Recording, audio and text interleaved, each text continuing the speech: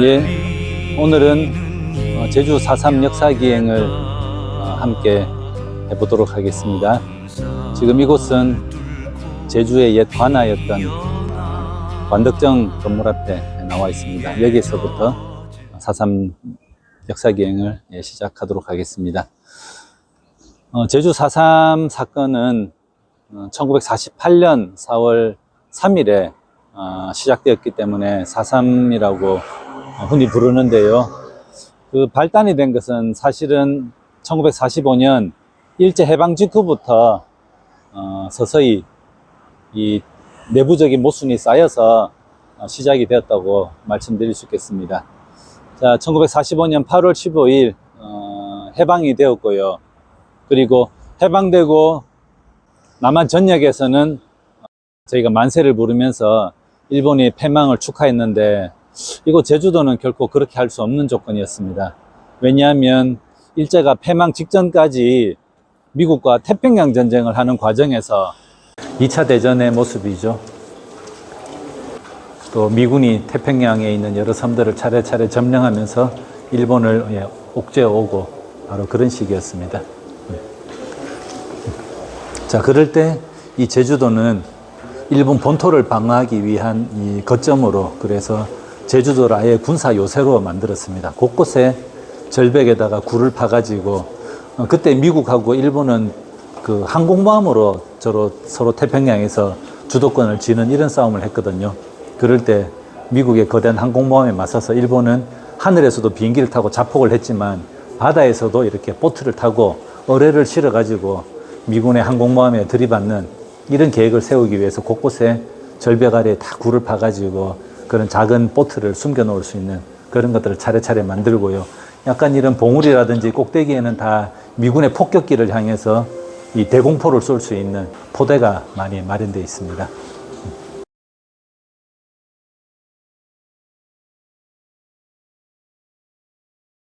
그러다 보니까 갑작스럽게 8월 15일 해방을 하게 되었지만 육지보다는 상당수 많은 일본 군대가 제주도에 머물고 있었고요. 그리고 미군정은 해방되자마자 일본의 재산을 압류하고 그리고 일본인들을 이 보복 행위를 하지 못하도록 그리고 모든 권력은 다 미군정에게 집중하도록 이렇게 조치를 취하게 됩니다. 자, 제주도민들은 해방은 되었는데 여전히 일본 군대는 많이 남아 있고, 그리고 서서히 미군들이 들어와서 이 지역에 통치를 담당해 나가게 됩니다. 자, 이 과정에서 미군정이 일제 이후에 들어와서 바로 45년 12월부터 이 양국 가격의 자유화를 실시하게 됩니다. 자유화를 실시하다 보니까 매점 매석이 이루어지고, 그리고 쌀값이 오히려 폭등해 버리는 이런 결과를 가져오게 됐습니다. 그러니까 46년도부터 전국 곳곳에서 이 식량가가 오르고 많은 사람들이 먹고 살기 힘들어지는, 오히려 일제시대 때보다 더 어렵다라는 곳곳에서 불만이 터져 나오기 시작하고요. 바로 처음으로 불만이 나온 것이 화순에 있는 탄광 노동자들이 아무리 열심히 일을 해도 쌀값을 감당해낼 수가 없는 이런 조건이 돼버린 거죠. 항의가 일어나기도 하고요. 그리고 바로 46년 10월에는 대구에서 3일 동안 굶주렸던 이런 많은 백성들이 모여가지고 이 쌀값 안정화를 요구하면서 시위에 나서게 됩니다. 자, 이 과정에서 많은 인파들이 모이게 되었는데요. 이때 또 이 경찰 치안을 담당했던 사람들은 오히려 또 일제시대 때 다 일본과 협력했던 친일 경찰들이 대부분이었습니다. 이 사람들이 다 물러나야 되는데 여전히 미군정 아래에서 다시 다 기용이 되어서 이 경찰 치안 업무를 담당하고 있었습니다. 이 10월 대구에서 일어났던 이 사건에 대해서 우리 경찰에서는 모여있는 군중들 향해서 발포를 하게 되는 이런 일이 벌어지게 되는 거죠. 그런데 이 분노가 경상도 전역으로 퍼져나가고, 나아가서는 전라도, 충청도, 남한 전역으로 이 먹고 살기 어려워서 식량가가 너무 없다는 이런 불만이 다 봉기로 이어지면서 굉장히 소란스럽게 그렇게 46년 겨울을 지나게 됩니다. 역시 제주도도 마찬가지였습니다. 그러다 보니까 47년 3월 1일 이 관덕정 앞에서 3.1절을 기념하는 3.1절 28주년을 기념하는 기념 행사를 열리게 되는데, 관덕정 뒤편에 초등학교 건물이 있었습니다. 거기 운동장에 그때 당시 제주도 인구가 30만 정도로 추산하는데요, 무려 3만 명 정도가 모여가지고 이 3.1절을 기념하는 기념 행사를 하게 됩니다. 자, 물론 3.1절을 기념하지만 일제시대 때 억눌렸던 게 미군정이 들어오면 좀 더 나아질 거라 생각했는데, 오히려 먹고 살기는 더 어려워지는 이런 불만이 쌓여 있다 보니까 오히려 3.1절 독립만세 운동을 조금 더 여느 해보다 좀 더 절실하게 했던 것 같습니다.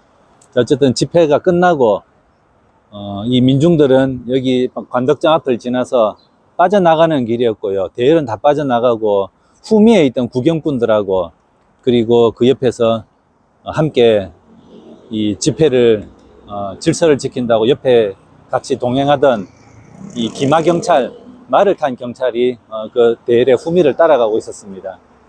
자, 그런데 집회에서 썼던 현수막, 나무꼬챙이에다가 현수막을 매달아서 왔는데요, 말이 찔리게 됐는지, 자, 놀란 말이 빨을 들고 그렇게 하던 사이에 그 앞을 지나가던 5살 난 어린애가 말의 발에 채여서 넘어지게 됩니다. 자, 근데 그 기마경찰은 돌아보지도 않고 그냥 지나쳐 가버리는 거죠. 자, 이 모습을 본 이 민중들이 막 경찰에서 항의를 했던 거죠. 아니, 애를 저렇게 치었는데 돌아보지도 않고 그냥 가느냐고 항의하면서 일부 군중들은 그 기마경찰에 의해서 돌을 던지게 됩니다. 항의의 뜻으로. 그러니까 돌을 맞고 하던 이 기마경찰은 놀라서 급히 경찰서로 말을 몰고 돌아가는 거죠.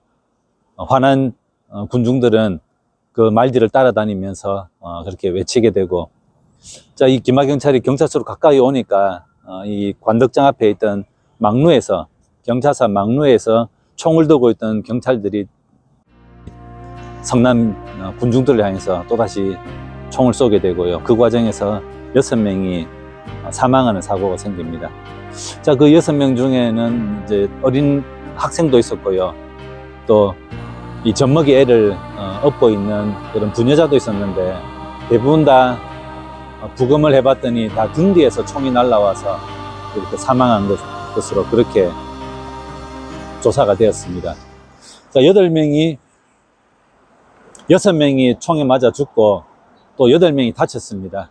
자, 군중들은 다친 이 사람들을 데리고 근처 도립병원에 급히 이제 환자를 데리고 왔는데, 도립병원 앞을 지키고 있던 경찰이 또 그 군중들을 향해서 막 욕을 하고 구타를 하면서 또 이렇게 했던 거죠.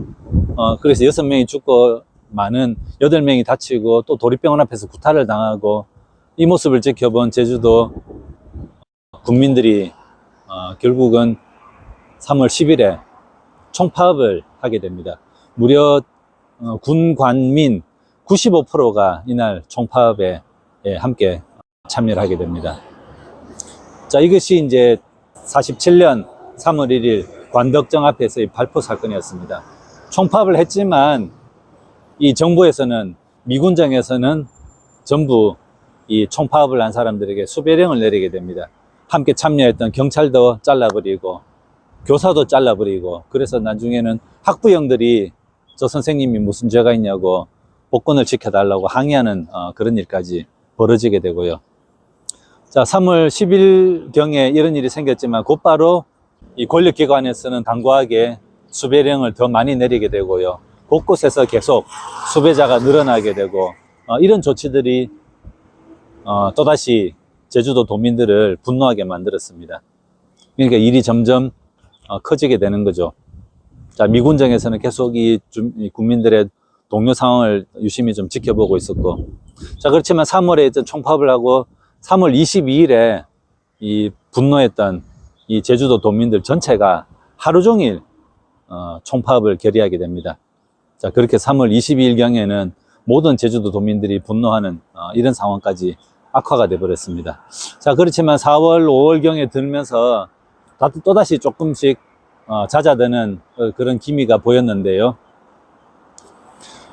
자, 이때는 이제 47년 겨울에 남한만의 단독 선거를 하는 것으로 결정이 나게 됩니다. 이승만을 비롯한 이 국내 많은 정치인들은 그 전에 어느 시기가 되면 유엔 감시하에서 남한만의 단독 선거를 해서 단독 정부를 만들자라는 정읍에 가서 이런 발언을 한 적이 있었고요. 이것이 서서히 가시화되어서 결국은 유엔에서는 48년 5월 10일 남한만의 단독 선거를 하는 것으로 그렇게 서서히 결정을 하게 됩니다. 자, 이때 제주도에 있던 많은 청년들은 상황이 점점 그렇게 흘러가고 미군정에서 하고 있는 여러 조치들이 썩 마음에 들지 않는 겁니다. 친일 잔재를 청사는커녕 일제 친일 경찰들을 그대로 다시 등용을 하고 이 쌀값 안정화도 못하고 곳곳에서 불만이 쏟아지고 있는 거죠. 자, 관덕정 이후로 조금 잦아들다가 제주도 곳곳에서는 청년들이 모여서 앞으로 이런 시국 상황에 대한 이 집회가 자주 열리게 되는데, 또 이때 미국과 소련의 이제 공동위원회, 일제 패망 이후에 한반도 문제를 의논하기 위한 공동위원회가 열리는 그걸 즈음해 가지고 모든 집회를 다 금지하게 됩니다. 공동위원회에서 안건이 자꾸 충돌이 되고 하니까 어떠한 집회도 다 멈추게 하고 그 집회를 불법으로 규정하고, 47년 6월 6일 그러니까 관덕정 발포 사건이 일어나고 한 거의 100일가량이 지날 때쯤이었죠. 자, 저 동쪽에 종달리라는 곳에서 민청 소속의 청년들, 민족청년동맹을 거기에 가입한 회원들이, 종달리 회원들이 모여가지고 이 집회가 불법이니까 비밀리에 회동을 했습니다. 그런데 경찰 3명이 또 그 잠입해가지고 집회를 방해하다가 청년들과 충돌이 벌어지게 되는 거고, 자, 이러니까 이제 더더욱 상황이 안정적으로 가다가 이런 일을 계기로 또다시 충돌 국면으로 가게 되죠. 그 종달리 집회에 참여했던 청년들의 전부가 수배령이 떨어져서 무려 70여 명이 넘는 사람이 수배령이 또 떨어지게 됩니다. 이렇게 악화되고 있었고요. 또 두 달 후에 8월 8일에는 서남 쪽에 안덕면 동강리 마을에서 또 이 보리 공출 문제로 또 충돌이 벌어집니다. 식량가가 계속 오르니까 이번에는 미군정이 다 모든 식량을 사들이는데 주민들은 가격이 자꾸 오르니까 안 팔려 하죠. 그러니까 강제로 주민들에게 곡식을 거둬들이고 반강제적으로 집에 들어가서 뭐 수색하듯이 보리 수확 시기에는 막 그렇게 하고, 이게 이제 동강리에 있는 청년들이 이 보리 수매하러 온 이 공무원들과 또 부딪혀서 충돌이 벌어지게 됩니다. 옥신각신하다가 결국 너무 화가 난 청년들이 보리 수매하러 한 그분들을 막 집단 폭행하는 이런 일이 벌어지게 되는 거죠. 그래서 47년 6월에 종달리, 8월에 동광리가 이렇게 서서히 이 권력기관과 충돌하는 이런 일이 이제 벌어지게 됩니다. 자, 이러면서 겨울경에 접어들 때는 곳곳에서 경찰서에서 이런 불순분자라는 사람들을 데리고 가서 엄청나게 고문하는 과정에서 고문받다가 죽는 일이 이제 몇 차례 생기게 됩니다. 저 모슬포에서도 생기고요.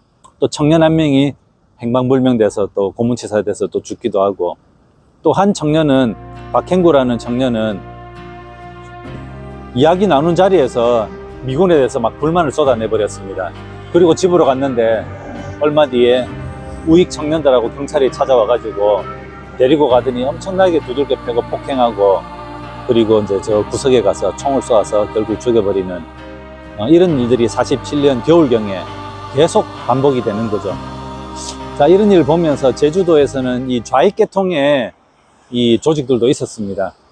이 좌익계통의 사람들이 모여가지고 계속 이 미군정과 그 아래에 하수인으로 있는 당국자들에 대해서 이 문제를 좌시할 거냐, 결국 토론을 하게 되었고요. 12대 7로 무력으로 맞서는 걸로 결정이 나게 됩니다. 자, 이런 일이 반복되다 보니까 마침내 48년 4월 3일 이 소위 무장대라고 하는 이 좌익계통의 사람들이 모여서 무장대를 조직해서 이 경찰서 이런 데서 무기를 탈취해 가지고 이 우익과 미군정의 이 폭력 앞에 맞서게 됩니다. 자, 이분들은 시내 주변에 한라산 중턱까지 가서 이 오름 위에 올라가서 일제히 새벽 2시에, 4월 3일 새벽 2시에 봉화불을 피워 올리면서 무장투쟁을 선언하게 되고요. 날이 밝자마자 경찰 지서 12군데를 습격하게 됩니다. 이 과정에서 무장대도 일부 죽고 경찰도 일부 죽고 주민도 일부 죽는 이런 일이 발생하게 되는 거죠. 그렇게 해서 이제 무력 시위가 시작되는 게 바로 48년 4월 3일이었습니다. 그래서 이 사건을 4.3 사건이라고 부르고요. 48년 4월 3일 이후로 그리고 한국전쟁까지 이 제주도는 끊임없는 이 보복과 그리고 학살, 집단 총살, 이런 비인간적인 국가폭력에 의해서 많은 사람이 죽고 죽이는 이런 일이 벌어지게 되었습니다. 전체 희생자는 그때 당시 제주도 도민들을 30만 정도로 추산하는데 작게는 2만에서 많게는 3만 명 정도, 무려 도민의 한 10%가량이 그 기간 동안 목숨을 잃은 걸로 그렇게 추산하고 있습니다. 이것이 바로 4.3 사건이고요. 그 4.3 사건의 시초가 된 것이 바로 47년 3월 1일 이 관덕정 앞에서의 3.1절 기념 집회가 되겠습니다. 반역의 세월이여,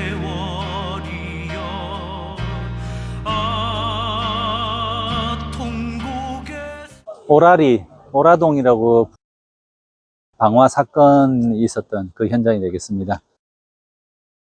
자, 오라리 방화 사건은 왜 일어났느냐?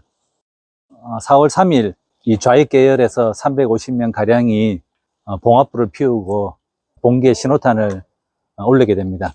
날이 밝자마자 이제 이 그동안 무고한 주민들을 탄압했던 악독 이제 친일 경찰들 이분들이 이제 주로 그 대상이 되는 거죠. 일제시대 때도 이렇게 백성들을 괴롭혔는데 미군이 들어오고 나니까 또 미군정 밑에서 또 득세를 해가지고 이렇게 주민들을 이렇게 혹독하게 가혹하게 하는 걸 보고 이제 주민들이 굉장히 분노를 하게 된 거죠. 자, 어쨌든 4월 3일 이제 봉화불을 피해 올렸습니다. 이때부터 충돌이 이제 벌어지게 되는데요. 4월 11일경에 바로 이 마을에서 오라리 방화 사건에 이제 그 일종의 원인 제공을 하는 그런 일이 벌어지게 됩니다. 여기가 오라리고 이 뒤쪽이 한라산이 있는 정상 쪽이거든요. 그 위로 이제 그 오름이 민오름이라는 게 하나 있습니다. 그쪽에 무장대들이 주로 이제 산속에서 마을에서는 활동하기 어려우니까 산속에 이제 거점을 두고 이렇게 마을로 내려와서 주로 친일 경찰들 집을 이제 공격하고 이런 걸 했던 것 같습니다. 자, 이 오라리에도 이 악독한 이 경찰이 있었는데 바로 이 무장대가 바로 그 악독한 경찰의 아버지를 이렇게 이제 처단하는 이런 일이 이제 벌어지게 된 거죠. 자, 이게 이제 이런 일이 벌어졌고 한 열흘 정도 있다가 이 마을에 있는 그 주민 2명이 삼촌하고 조카였는데 집에서 기르던 말을 잃어버렸습니다. 그래서 옆마을로 말 찾아러 갔다가 거기 있는 우익 경찰들하고 또 청년들에게 잡혀버리게 된 겁니다.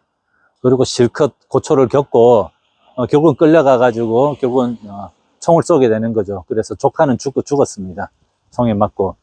이 삼촌은 겨우 몸에 관통상을 입고 겨우 이 오라리 마을까지 와가지고 마을 주민들에게 이제 이런 사실을 이제 폭로하게 된 거죠.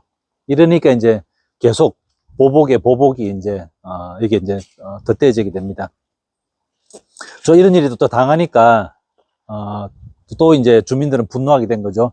며칠 뒤에 여기서 그동안 좌익 활동을 좀 했던 청년들 한 명이 또 실종됐는데 며칠 뒤에 그 인근 밭에서 죽은 채 밭에서 발견되는 일이 벌어지게 된 거죠. 그러니까 이 오라리 주민들은 이 좌익 무장대로부터도 계속 이제 압박을 좀 받긴 받았지만 실제로 더 많은 보복은 우익하고 경찰 군대로부터 이 더 많은 자꾸 보복을 이제 받게 되는 겁니다. 그러니까 분노를 참지 못했던 또 그 오름 위에 있던 무장대들이 또다시 내려와가지고 4월 28일경에 이 마을에 내려와가지고 우익 청년단원 2명이 또 행방불명이 돼버리는 이런 일이 생겼습니다. 자, 이렇게 자꾸 충돌이 벌어지는데 이 제주도를 방어하러 내려왔던 구연대장 김민렬이라는 사람은 굉장히 합리적인 사람이었습니다. 처음부터도 관덕정에서 충돌이 벌어지고 그리고 총파업이 벌어질 때도 이거는 공권력에서 제대로 단순 충돌을 오히려 더 강경 진압을 하는 쪽으로 됐기 때문에 자꾸 충돌이 벌어지는 거다라고 해서 이 무장대 대장을 만나서 평화 협상을 하려고 마음을 먹었습니다. 그래서 비행기를 타고 제주도 전역을 다니면서 삐라를 뿌렸습니다. 그래서 나는 그 구연대장 김민렬인데 이 무장대 대장과 평화 협상을 하고 싶다. 이렇게 삐라를 부르게 됐고요. 그때 무장대를 이끌었던 사람은 김달삼이라는 사람이었습니다. 물론 가명입니다. 본명은 이승진, 가명으로 김달삼이라는 이름을 썼던 아주 청년이었습니다. 이 사람이 이 무장대, 무장대를 지도했던 분이었는데요. 이분이 그 삐라를 보고 이분도 이제 계속 무력 충돌이 벌어지는 것은 더 많은 인명 피해를 낳을 거라고 생각하고 이 김명렬과 협상을 하게 됩니다. 그래서 언제 몇 월 며칠 날 저기 제주도 저 서남 쪽에 있는 구엉리라고 하는 그 마을의 초등학교로 와라. 이렇게 해서 서로 연락이 돼가지고 이 김명렬이라는 사람은 그까지 내려가고 김달삼도 거기에 와가지고 이 두 분이 서로 평화 협상을 맺게 됩니다. 이 김달삼은 처음부터 요구 조건이 그랬습니다. 일단 미군 철수해라. 그리고 관덕정부터 시작해가지고 그동안 계속 수배를 했던 감옥에 가뒀던 사람들 다 풀어주고 어쨌든 발포한 책임자들 다 처벌하고 항상 우리가 늘 이런 일 있을 때마다 요구하는 게 있지 않습니까? 이런 걸 요구했는데 이 김명렬 연대장은 미군 철수까지는 내가 이거를 내 권한을 넘어서는 일이다. 대신 평화적으로 무마하자. 그렇게 해서 이 김달삼도 미군 철수까지도 요구 조건을 내걸었지만 이분도 어차피 이걸 연대장이 결정할 수 있는 문제가 아니다고 생각했기 때문에 그런 평화 협상을 하는 쪽으로 일을 마무리하려고 했었습니다. 그럼 좋다. 김달삼이 김명렬 연대장이 물었습니다. 그러면 네 권한으로 할 수 있는 게 어디까지냐? 우리는 무장을 그동안 억압을 너무 받아서 무장까지 했는데 아무런 그런 사후 대책이 없으면 우리는 어렵게 무장했는데 결국 우리만 무장 해제하라는 거 아니냐? 내가 당신을 어떻게 믿느냐? 라고 했을 때 이 김명렬 연대장은 못 믿는가 나도 알겠다. 그래서 나도 약속을 지키려고 하기 위해서 내 부인하고 어린 아들을 인질로 맡기겠다. 이분은 이렇게까지 해가지고 김달삼도 그 모습을 보면서 진정성을 서로 신뢰를 했던 거죠. 그럼 좋다. 그럼 오늘부터 72시간 내에 모든 무장은 다 공격은 다 중단하고 서로 평화롭게 문제를 푸는 쪽으로 그렇게 하자라고 서로가 합의를 보고 헤어집니다. 그래서 굉장히 이 평화협상이 잘 끝나고 그동안 계속 이 주민들하고 경찰 권력 간에 좌익과 우익 간에 계속 충돌이 벌어지는 게 어느 정도 이제 평화적으로 끝나는 줄 알았는데 계속 이 오라리에서는 서로가 그렇게 계속 보복하는 이런 일이 벌어지게 됐던 거죠. 평화협상이 끝난 바로 그 다음날 이 제주도에서는 미군정 책임자로 딘이라는 그 장교가 내려와가지고 이 모든 걸 다 지휘하게 됩니다. 급히 내려와서 제주도의 현재 상황을 다 보고받고 시찰하고 돌아갑니다. 자, 이 딘이 돌아가고 나서 굉장히 강경한 쪽으로 문제가 돌아가게 되거든요. 이 사람은 굉장히 강경파였습니다. 딘이라는 사람이. 자, 어쨌든 두 사람이 서로가 협상을 해서 평화협상을 해가지고 72시간이 지나야 되는데 그 72시간이 채 안 돼서 바로 4월 30일에 28일 날 평화협상을 맺었는데 4월 30일 날 또 이곳에서 이제는 또 좌익 그 청년들이 무장대가 내려와가지고 우익 청년들의 그 단원들의 부인 둘이를 이렇게 잡아가게 됐습니다. 이런 일이 벌어지기 전에 이미 이 경찰 쪽에 일하던 경찰 가족들은 여기서 계속 있다가는 오히려 좌익 쪽으로부터 계속 보복 공격을 받겠다 생각하고 집을 다 비우고 저 아래에 제주 시내로 내려가 있었는데 부인 두 사람이 집에 있는 중요한 물건 챙긴다고 올라와 있다가 결국 좌익 무장대들에게 잡히게 된 거죠. 그 두 사람이 저 산 쪽에 민오름으로 끌려가게 되었습니다. 그런데 그 부인 중에 두 사람 중에 한 명은 죽게 되고 한 명은 끌려가던 중에 도망 나와서 이제 이 사실을 알리게 된 거죠. 자, 그렇게 해서 서로 계속 경찰 아버지가 죽고 두 명의 말구하러 두 명의 그 양민들이 또 죽고 또 청년 한 명이 또 죽어서 밭에 버려지고 또 우익 청년 단원 두 명이 행방불명되고 이제는 또 부인 두 명이 또 잡혀가다가 한 명 죽고 이런 일이 계속 연거푸 발생하면서 그 죽었던 그 부인의 장례식이 이 마을에서 열리게 되는데 이때 이 장례식에 참가했던 사람들이 대부분 다 경찰들, 우익계통의 청년들이 다 이 장례식에 참가했었습니다. 장례식이 끝나고 이 공권력을 행사하는 사람들은 다 끝나고 다 뿔뿔이 흩어졌는데 남아있던 우익 청년들이 분한 마음에 이 일대로 돌아다니면서 민가 열차를 불을 질러 버렸습니다. 이게 바로 오라리 방화 사건입니다. 자, 근데 김익렬 연대장이 아니 평화 협상을 하는 72시간 내에 이런 일이 벌어지니까 바로 출동해가지고 이 방화 사건을 누가 했냐. 주민들 증언 다 들어보니까 우익 청년들이 다 불지르고 사라져버린 거죠. 불질렀는데 그 소식을 듣고 그 위에 무장대가 다시 내려왔는데 이미 불지른 청년들은 다 가버렸습니다. 흩어져 버렸습니다. 그래서 잡으려고 했다가 못 찾으니까 산으로 올라가 버렸는데 또다시 경찰들하고 군인이 와가지고 이거 누가 했냐 알아보니까 우익 청년들이 불질렀지만 이 보고서에는 좌익 청년들과 무장대가 내려와서 불질렀다고 이렇게 보고했던 거죠. 김익렬이 그거 아니다. 우리가 조사해보니까 전부 우익 청년들의 소행이라고 밝혀졌는데 이 딘을 비롯한 이 미군장에서는 김익렬 연대장의 보고는 묵살해버리고 이 우익 청년들, 군인들, 경찰들의 얘기는 적극적으로 수용하게 됐던 거죠. 자, 이때 불 지르는 게 이 미군정이 이미 다 파악하고 있었다는 정보가 있습니다. 왜냐하면 그 불 지를 때 이 마을에 불타고 있던 모습을 하늘에서 미군 비행기가 다 찍었거든요. 그리고 제주도에서 그날 5월 1일이었기 때문에 제주도에서 메이데이라는 영화가 만들어지게 됩니다. 어떻게 불 지른 시간에 미군 비행기가 하늘에 떠서 그걸 촬영할 수 있을까?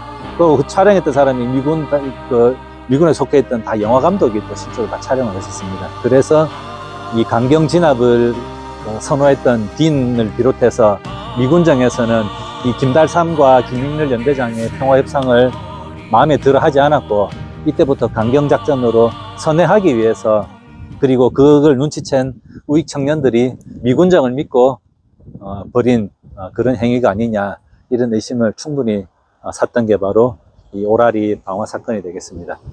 자, 이때부터 계속적인 충돌이 이제 벌어지게 됩니다. 그러면서 이 48년도가 이때까지 48년도였지 않습니까?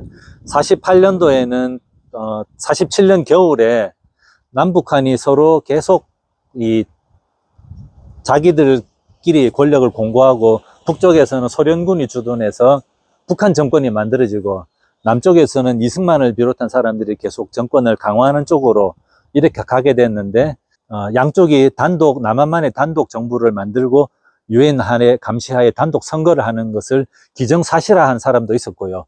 그런데 이 좌익 쪽에 일하는 사람이거나 진보적인 사람들은 단독 선거를 해버리고 단독 정부를 만들면 김구선생을 비롯한 많은 사람들이 남북한 연합 정부를 만들자고 하는데 이런 것들은 계속 묵살이 되고 이승만을 비롯한 이런 사람들이 자꾸 단독 정부를 만드는 쪽으로 가니까 이 좌익에서는 이때부터 본격적으로 단독 선거, 단독 정부 만드는 것을 반대한다. 5월 10일 날 국회의원 선거를 하기로 결정을 다 했었습니다. 우리는 그 선거도 거부하겠다 라고 하는데 유독 제주도가 일제시대 말부터 이 교육열이 높았고 진보적인 사람들이 많았습니다. 이 사람들은 그동안 이승만을 비롯한 미군정의 이런 굉장히 억압된 정책을 거부하는 걸 넘어서서 이제 단독 정부를 만드는 것에도 우리는 반대한다 라고 하면서 선거에 불참하는 이런 운동까지 하게 되는 거고요. 제주도 주민들은 뭐 그렇지 남북이 서로 분단되는 것보다는 통일되는 게 좋지. 그래서 그날 선거하는 날 전부 산으로 다 주민들을 데리고 갔습니다. 선거하지 말자. 그래서 그 마을 주민들이 전부 산으로 다 올라가 있다가 선거 끝날 쯤에 산에서 내려오고 이런 일이 벌어지게 돼서 4월에 계속 이런 충돌이 벌어질 때 이제 본격적으로 이 서로의 감정적인 투쟁이 정치 투쟁으로까지 비화되는 이럴 때 이제 오라리 방화 사건이 일어난 거죠. 그리고 선거날 제주도가 제일 투표율이 낮았고 제주도에서는 국회의원 3명을 뽑게 됐는데 두 군데에서 이 과반수 미달로 이 당선이 무효가 돼 버렸습니다.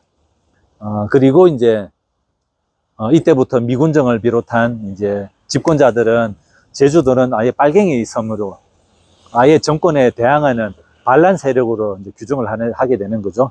그러면서 대대적인 소탕 작전을 앞으로 하겠다고 협조 안 하는 사람들은 이제 대대적으로 소탕하겠다고 아예 공개적으로 겁을 줍니다. 그리고 평화 협상을 했던 김익렬 연대장 이 사람 잘라버리고 박진경이라는 새로운 연대장을 데리고 갔는데 이 사람은 미군정하고 딱 눈치 보니까 강경 작전을 해야 자기가 출세도 하겠다 싶어 그때부터 어마어마하게 가혹한 탄압이 이어지게 됩니다. 계속 이 오라리 방화 사건 이후로 나날이 탄압이 가속화하게 되는 거죠.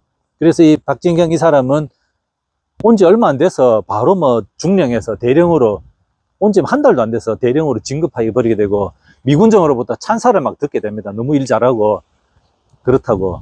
그런데 이때부터 강경한 진압을 보고 있던 중도적인 군인 경찰들은 이때부터 막 탈영을 하게 되고요. 이 박진경이 중령에서 대령으로 진급하고 진급하는 회식을 하게 되는데 그 회식이 끝난 자리에서 자기 부하로부터 4명의 부하가 이 박진경을 처단하게 되는 거죠. 결국 자기 진급하고 회식하는 날 이 박진경은 죽게 됩니다. 이때부터 이제 군인 경찰 안에서도 이 강경 진압에 대해서 동조하는 세력과 여기에 반발하는 세력들이 함께 만들어지게 되는 이런 일이 이제 벌어지는 게 바로 이 오라리 방화 사건 이후로 이런 일이 급속도로 전개되게 되고요. 이제 박진경 사건 이후로는 더더욱 강고하게 진압을 하게 되죠. 그래서 이제 가을경이 되면 48년 가을경이 되면 이 해안선에서 5km까지 안에서 사는 거는 괜찮다. 5km 넘어서 한란산 쪽에 사는 사람들은 이유를 불문하고 전부 처형을 하겠다고 그렇게 이제 대대적으로 포고를 내리게 됩니다.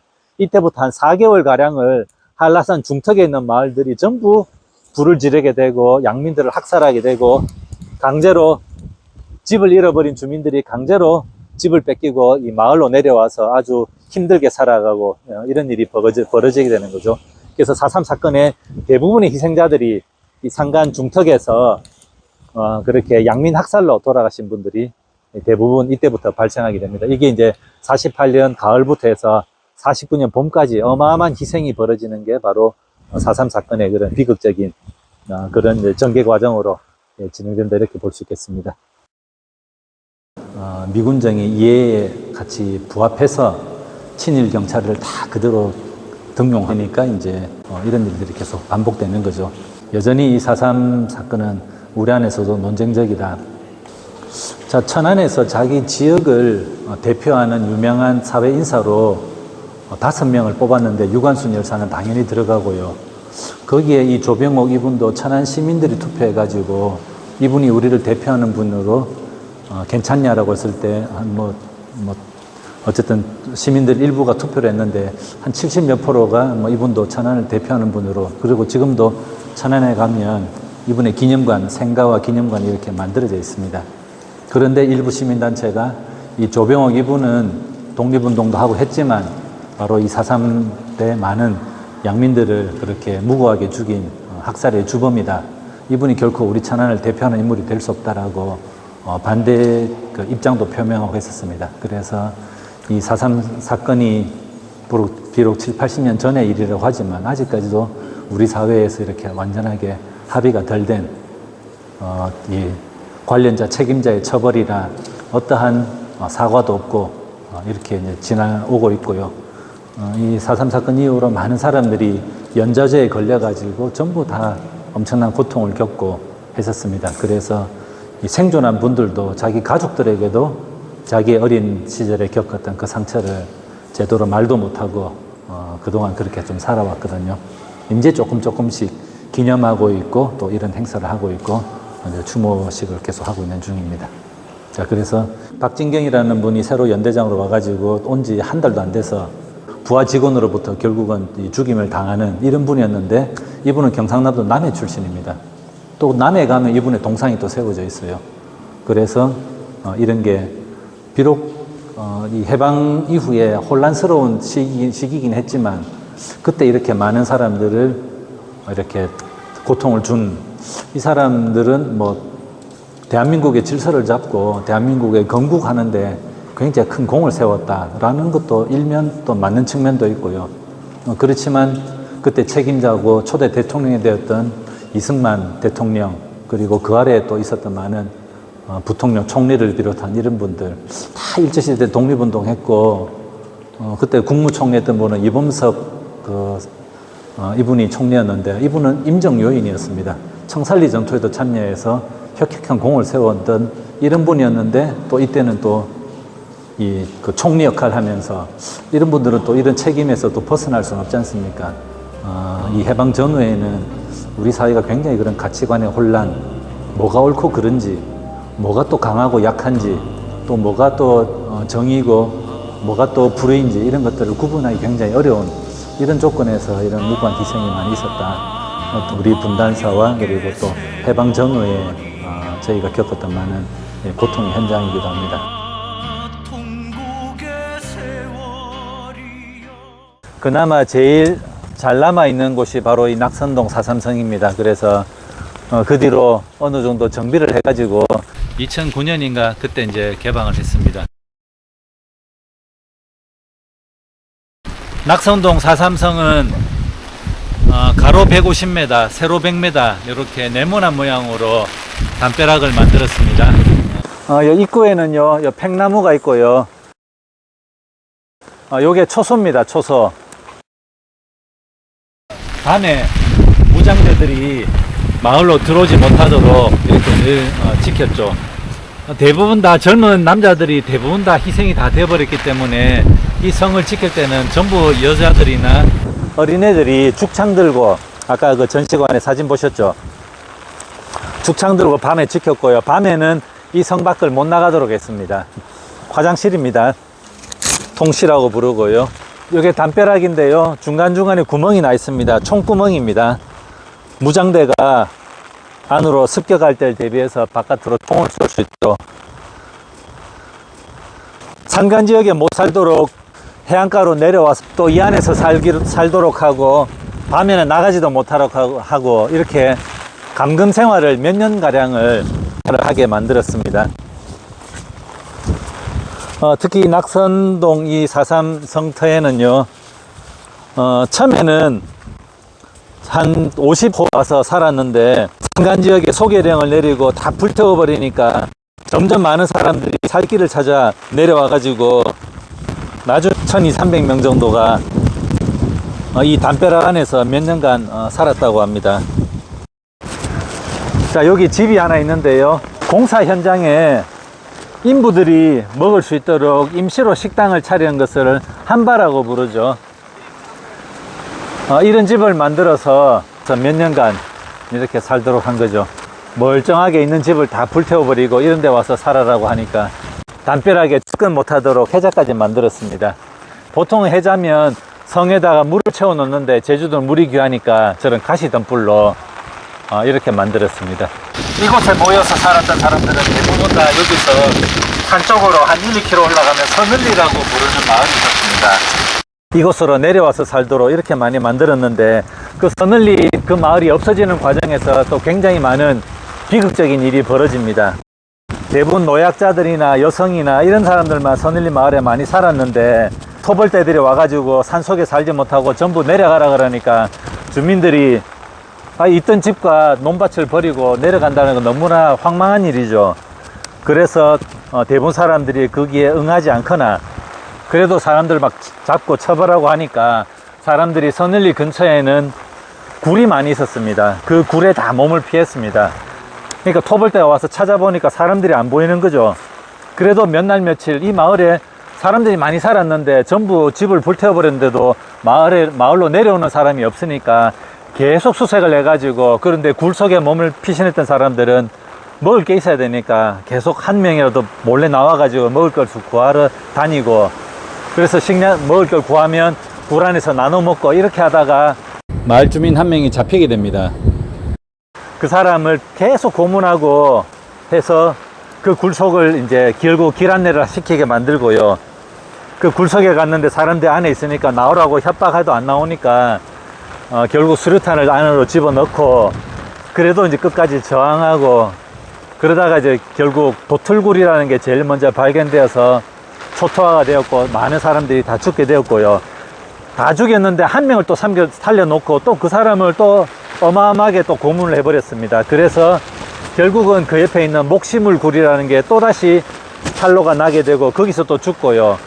또 거기서 남은 생존자들을 또 고문을 해가지고 결국 세 번째 굴까지 다 발견이 돼서 전부 다 사살이 되게 됩니다. 그리고 마지막 세 번째 굴에서 그 굴 속에 진압을 할 때 5명이 손으로 겨우겨우 굴을 파내가지고 굴 밖으로 도망 나와서 겨우 목숨을 부지하고 그런 비극적인 일이 있었습니다. 널따란 바위가 있어서 이제 너분숭이라는 이름이 붙었고요. 이 4.3 기간 동안 가장 많은 인명피해가 발생한 곳이 바로 이 너분숭이입니다. 이 서늘리에서 조금만 내려가면 바닷가 쪽으로 하면 조천 조천면 북촌리라고 불리는 곳에 바로 거기서 이런 일이 벌어지게 되었습니다. 이 조천면은 예전부터 굉장히 제주도에서는 아주 중요한 위치를 가지고 있는 그런 곳이었습니다. 항구가 있고요. 그리고 전라도에서 배 타고 들어오면 이 조천면, 이 조천 항구가 가장 육지하고 가까운 항구였다고 합니다. 그래서 육지에서 관리들이 내려올 때, 귀향살이 들어올 때 대부분 다 이곳 조천을 통해서 이 제주도로 들어오게 됩니다. 자, 여기에서 어쨌든 이런저런 충돌이 많이 벌어지게 되면서 결국은 너분숭이 이곳에서 하루에 300명, 다음날 또 100명 가량 해가지고 이틀 동안 400명 가량의 주민들을 다 이렇게 집단 학살하는 가장 가슴 아픈 일이 벌어진 곳이 바로 이 북촌리 너분숭이 일대가 되겠습니다. 자, 제일 먼저 충돌이 벌어진 것은 그 4.3 이전에 그 관덕정에서 이렇게 그 발포 사건이 생기고 나서 47년 여름에 웬만한 집회는 다 금지하게 되고, 그리고 모이지 말라고 하고, 이럴 때 한 소년이 삐라를 붙이고 있는 모습을 보면서 그 소년을 이제 추격하게 됩니다. 그러다 보니까 이제 총 소리가 나게 되고 이 북촌 일대 청년들이 다 뿔뿔이 흩어져 버리고, 그런데 놀란 한 소녀가 분개해 가지고 마을 온 전체에 사이렌을 울리는 결국 이제 사이렌 소리가 나게 되는 거죠. 그러니까 뿔뿔이 흩어졌던 청년들이 다시 동네에 무슨 일이 생겼는갑다 다 다시 모여가지고 그 추격하던 경찰들하고 또 충돌이 벌어지게 됩니다. 자, 그렇게 해서 이제 이런 크고 작은 충돌이 자주 벌어지게 되었고요. 이제 48년도에는 이 조천하고 가까운 이 북촌에서 가까운 그 함덕리라는 마을의 그 좌익 세력들이 정부의 정책에 저항하면서 반정부 투쟁을 하게 되고요. 그 과정에서 이 지나가는 이 도로에다가 일부러 막 도로를 훼손하고 거기에다가 구덩이를 파고 돌을 채워놔서 차들이 못 다니도록 이렇게 하게 됩니다. 그런데 도청 소속의 운전사가 지나가다가 왜 멀쩡한 도로를 이렇게 막고 차가 못 다니게 하느냐, 이러다 보니까 충돌이 벌어지게 되는 거죠. 그 과정에서 이제 이 소식을 듣고 또 경찰들이 와가지고 또 이제 충돌이 벌어지게 되고, 자, 그리고 또 근처 우도에서 그 경찰 지서장하고 경찰들 일부가 가족들을 태우고 우도를 떠나서 제주 항구로 들어가는데 풍랑을 만나가지고 가까운 이 조천 항구로 이 배가 들어오게 됩니다.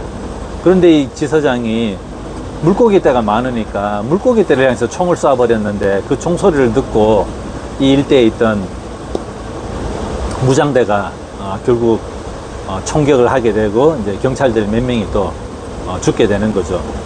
이제 결정적으로는 이 무장대에 의해 가지고 이 경찰 군인들이 습격을 당하게 됩니다. 무장대에 습격을 당하게 됩니다. 그래서 2명이 결국은 죽게 되는 거죠. 이미 49년도에 상간마을까지 다 초토화되는 그 시기에 이 마을에 들어와가지고 전 주민들을 마을 학교에 다 모아놓고 집단 총살을 가하게 되는 겁니다. 자, 그래서 마을에 이런 저항할 만한 젊은 남자는 다 불러내가지고 또 그 중에 여자와 노약자들까지도 빼지도 않고 다 불러 세워가지고 집단 총살을 하게 되고요. 바로 너분성이라고 불리는 그 넓은 바위 있는 그쪽에서 많은 사람을 또 학살하게 됩니다. 어린애들의 무덤이 20개가량이 남아 있습니다. 빨갱이 그 섬이라고 아예 낙인을 찍고 웬만한 사람들은 전부 그런 불순 세력으로, 불온 세력으로 하다 보니까 이런 노약자나 여성이나 어린이들까지도 그 피해를 비켜갈 수가 없었던 거죠. 또 일부 주민들은 그 서우봉이라고 하는 봉우리 위에서 또 이 총격을 가하기도 하고요. 많은 학살이 벌어진 곳이 바로 이 마을이 되겠습니다. 많은 사람들, 특히 젊은 남자가 다 죽다 보니까 이 마을을 남자가 없는 마을이라 무남촌이라고 한때 그런 이름을 또 가지기로 했습니다. 이 학살당한 사람 중에서는 표적 학살, 보복 학살 또 이름들도 많이 쓰기도 합니다. 6.25 전쟁과 겹치면서 이 4.3 사건은 더더욱 가슴 아프게 이렇게 전개되는데요.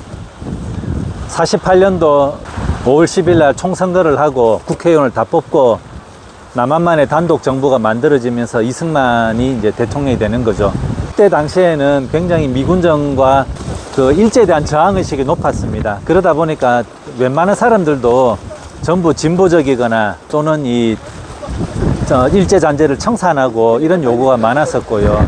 북한은 오히려 이런 것들을 빨리빨리 수렴을 했는데 이 남한에서는 그런 게 상대적으로 늦어지게 되었습니다. 그러다 보니까 물가 폭등하면 정부에 대해서 항의하고 이런 활동들이 비일비재했던 거죠. 자, 이때 이승만 대통령은 이제 과거를 다 용서하겠다. 용서를 구하는 사람들은 다 과거를 묻지 않겠다. 그리고 보도연맹이라는 조직을 만들게 됩니다. 자, 보도연맹은 뭐냐? 뭐 뉴스 보도하는 거냐? 그런 건 아니고요. 나라에 보답하고 이 나라의 백성들을 올바른 곳으로 인도하겠다.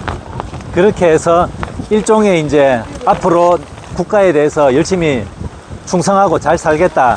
나의 과거에 대해서는 용서해달라. 이렇게 해서 많은 사람들이 보도연맹에 가입을 하게 되고요. 보도연맹에 가입한 사람들은 다 죄를 묻지 않겠다고 합니다. 또 심지어는 보도연맹원들을 모으기 위해서 할당까지 내립니다. 너네 마을에 몇 명씩 보도연맹원을 모아라. 그러니까 이 공무원들이 보도연맹에 가입하면 다 뭐 식량도 주고 술도 주고 뭐 온갖 것 준다고 이렇게 홍보를 하니까 많은 사람들이 보도연맹에 가입했던 거죠. 그런데 한국 전쟁이 벌어지면서 이 사람들은 전부 불온한 사람이라 그래서 대부분 다 이렇게 색출해서 죽이는 쪽으로 이렇게 다 해버렸습니다. 이런 비슷한 일들이 이미 전쟁 이전에도 많이 벌어지게 되거든요. 그래서 집에 와보고 젊은 남자 없다 그러면 뭔가 수상한 일이 생긴 거다. 그런 가족들 다 끌고 오게 하고 이렇게 하면서 많은 학살이 벌어진 게 또 그때 당시 이런 것들이 많았었습니다. 그러다 보니까 집에 젊은 남자가 외출 나갔거나 육지로 갔다 해도 이게 전부 다 빌미가 되는 거죠. 그래서 사람들은 엄청난 두려움을 가지게 되었고요. 이런 것들은 나중에 내가 4.3의 피해자라는 이야기도 함부로 못할 정도로 전부 입을 닫고 살 수밖에 없었습니다. 자, 그럴 때 이게 최초로 우리 사회에 알려지게 된 것은요, 이 제주도 출신의 소설가 현기영이라는 분이 순위삼촌이라는 소설을 처음으로 내면서 이것이 알려지게 됐던 거고요. 바로 그 순위삼촌의 배경이 되었던 곳이 바로 이 무남촌, 이 북촌리 마을이 되겠습니다. 비석이 다 어지럽게 눕혀져 있죠. 이거는 바로 그때 이 많은 희생을 당했던 그분들의 그 모습을 비석으로 이렇게 표현하고 있습니다. 순위삼촌 문학비라고 이렇게 설명이 되어 있습니다.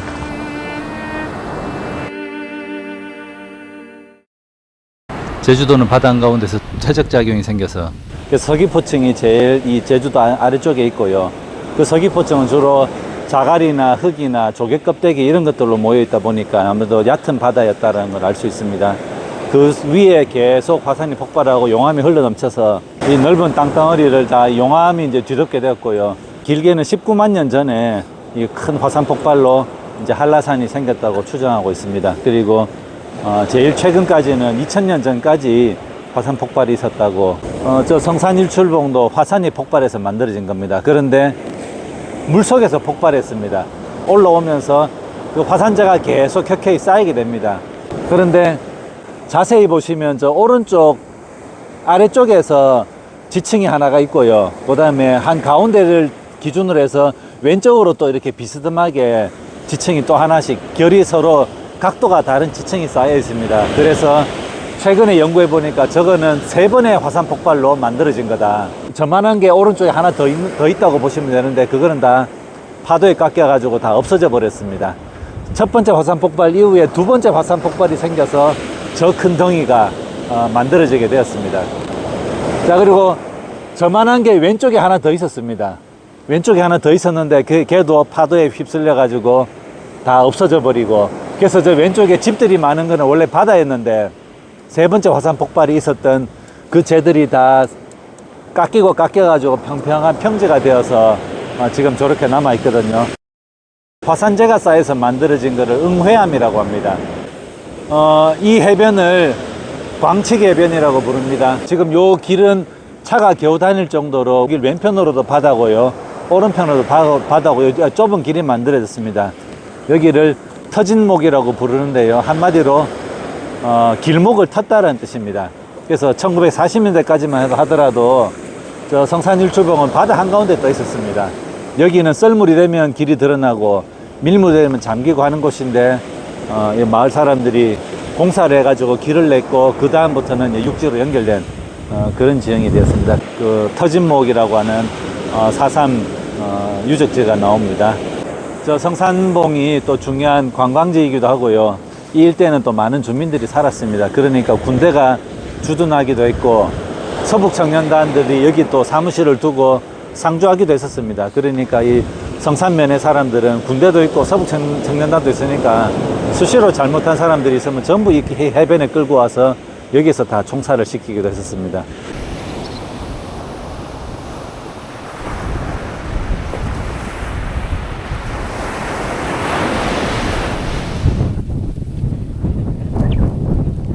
여기가 용눈이 오름입니다.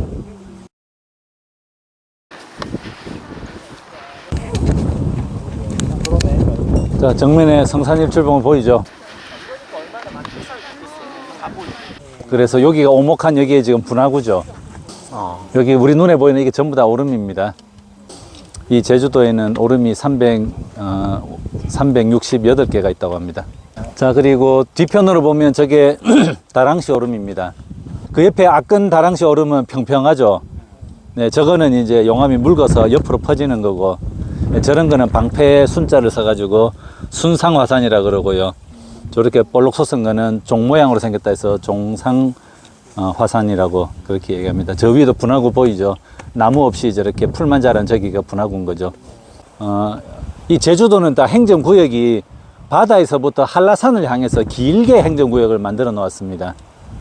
그래서 저 바닷가 쪽도 요 오름 있는 이 지역도 다 종달리입니다. 그런데 종달리에서 어떤 일이 벌어졌느냐, 관덕정에서 발포 사건이 있었고 47년 6월에 이 종달리 바닷가 쪽에서는 민청 집회가 있었습니다.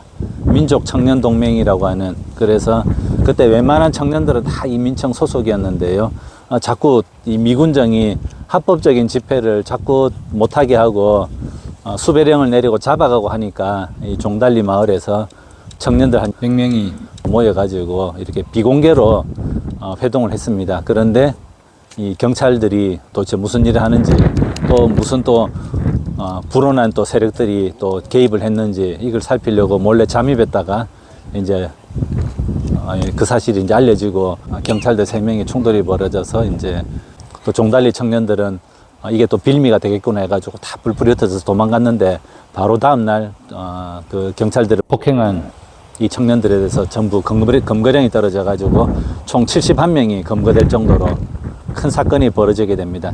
자, 그럴 때 이 종달리가 사실은 그 4.3 무장 봉기 이전에 이미 이 종달리는 이 불온한 세력들이 있는 그런 한마디로 찍혀버린 동네가 되는 거죠.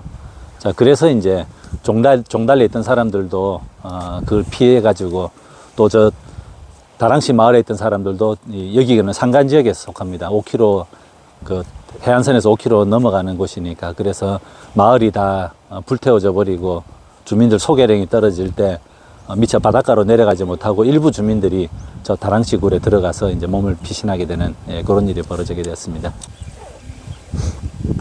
여기는 이제 용눈이 오름하고 다랑시 오름하고 이 주변에 화산이 3개나 폭발했지 않습니까? 그러니까 아마 많은 용암이 흘렀겠죠. 그래서 지금 보이는 밭은 다 용암이 다 현무암이 되고 오랜 세월 이제 부식이 되어서 시커먼 흙이 아마 됐을 겁니다. 그리고 용암이 흐르면 이제 이 윗부분, 공기하고 노출이 되는 윗부분은 빨리 식어버리고 그 속에 있는 용암은 덜 식어서 계속 이제 흐르게 됩니다. 그래서 하다 보면 용암은 바깥이 먼저 굳게 되고요. 이제 속은 이렇게 용암이 빠져나가 버립니다. 그러면 이게 용암 동굴이 되는 거죠. 그래서 제주도는 이런 용암 동굴이 많고요. 이것도 일종의 작은 용암지대였습니다. 다랑시 오름 옆에 있어서 다랑시 굴이라고 이렇게 이름하고요. 일부 이 주민 13명이 이곳에 와서 이렇게 굴 속에서 몸을 피했습니다. 굴 입구는 저쪽인데 저 숲을 사이에 절벽처럼 서 있는 바위 저기가 아마 굴 입구일 겁니다.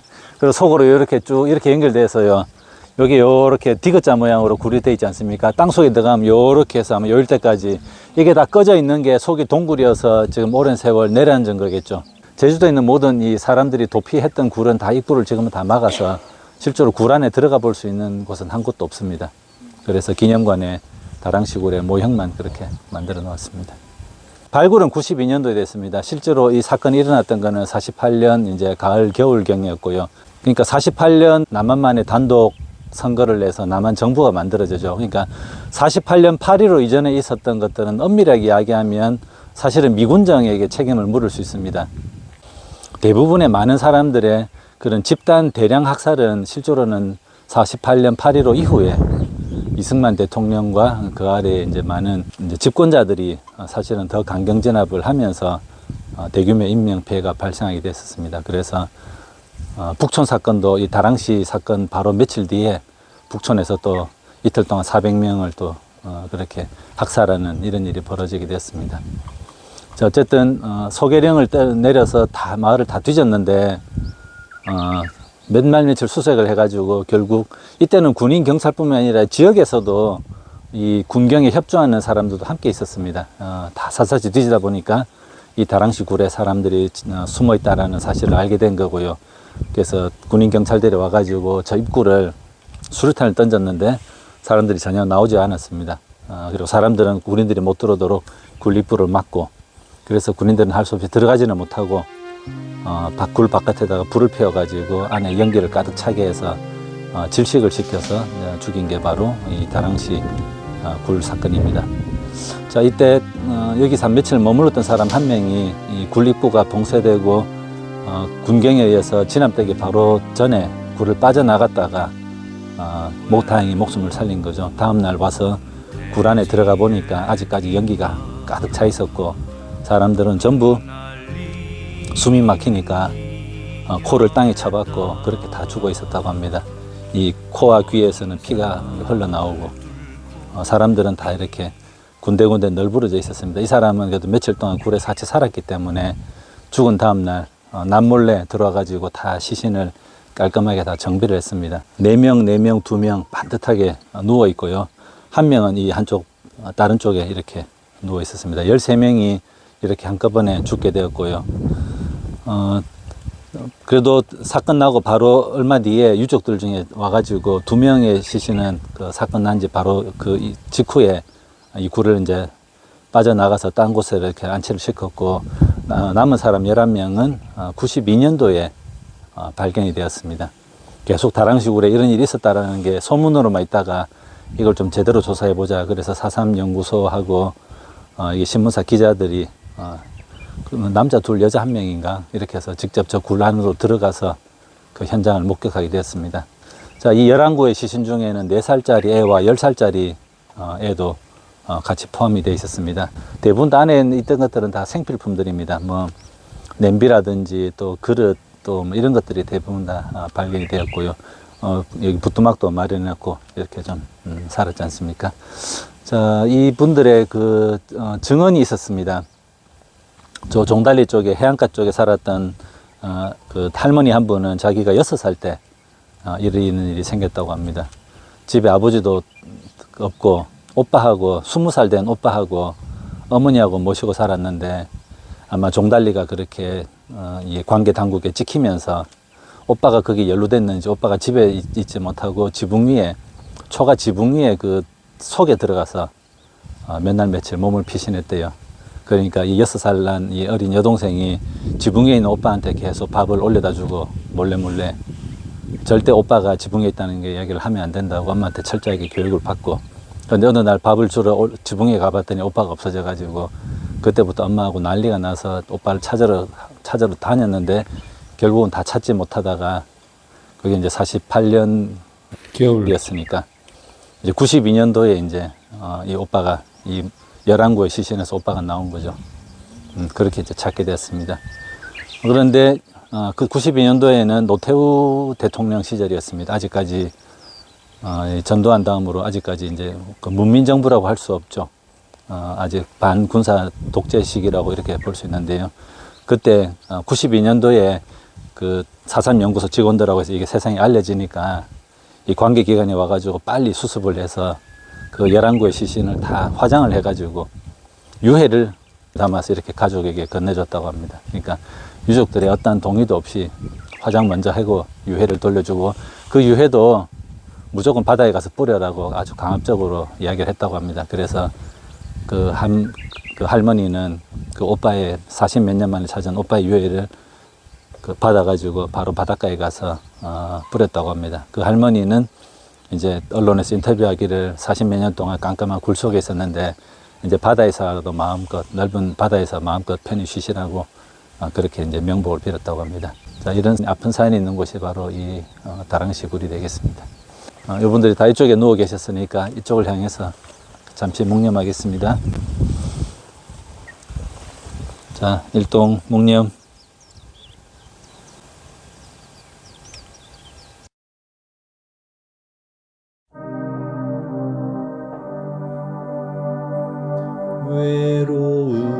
외로운 대지의 깃발 흩날리는 인역의 땅 어둠 살뚫고 피어난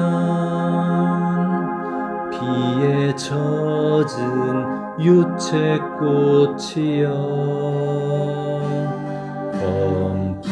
검붉은 저녁 햇살에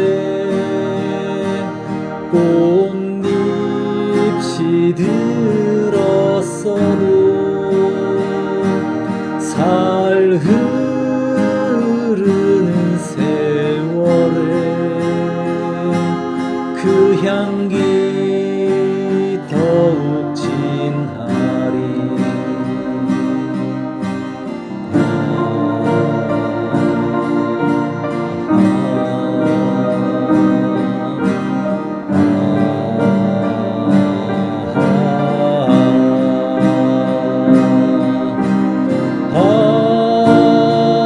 반역의 새